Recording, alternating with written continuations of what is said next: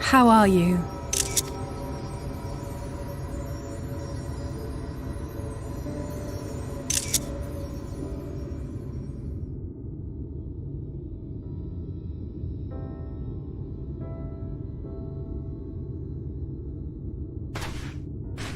We've fought them to a standstill, then?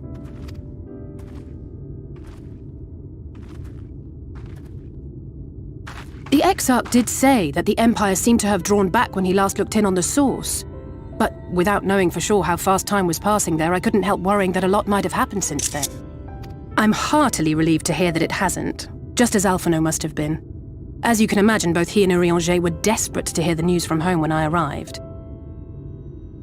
I haven't actually seen Thancred and Y'shtola yet, but they will have heard all the latest developments from the Exarch by now, or should have at least.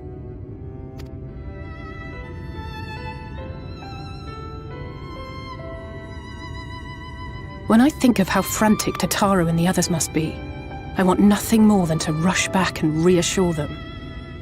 But we still haven't found a way to reverse the summoning, and even if we had, we couldn't just ignore Urianger's vision. He may use 10 words where one would suffice, and they may often obscure as much as they reveal. But on this matter, he was as clear as day. I do not doubt for one moment that he saw what he claims. Nor how difficult it must have been to speak about them.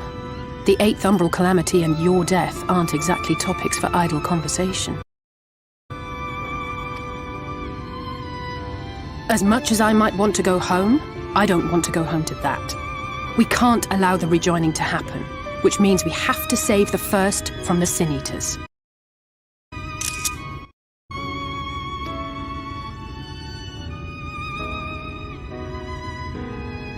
That great wall of white is a remnant of the flood.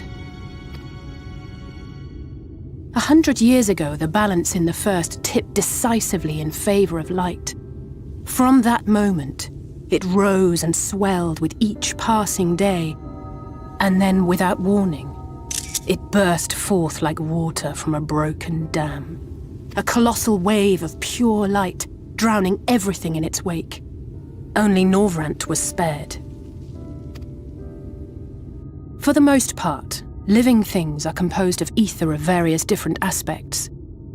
But when exposed to such a flood, their etheric harmony is shattered, and their natural form breaks down.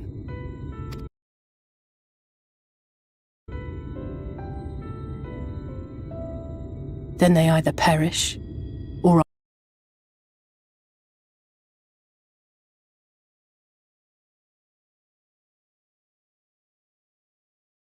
are warped into mindless abominations.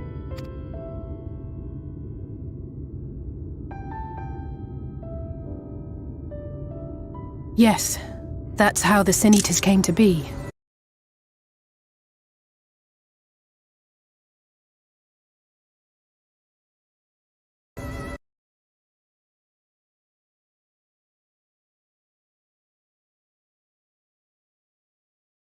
They were once living creatures, or people, that were caught in the path of the flood.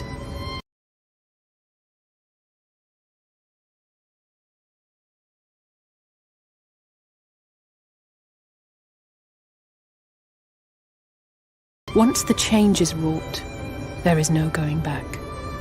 In that instant, they are gripped by an insatiable appetite for ether.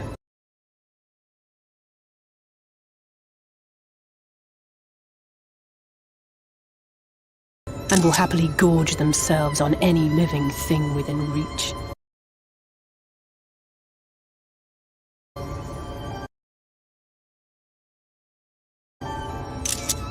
But even that is not the worst of it.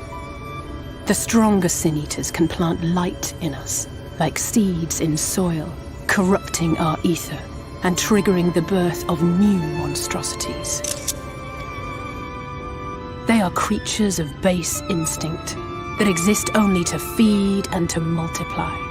They feel no pity, know no remorse, and are utterly deaf to reason, which is why they must be destroyed.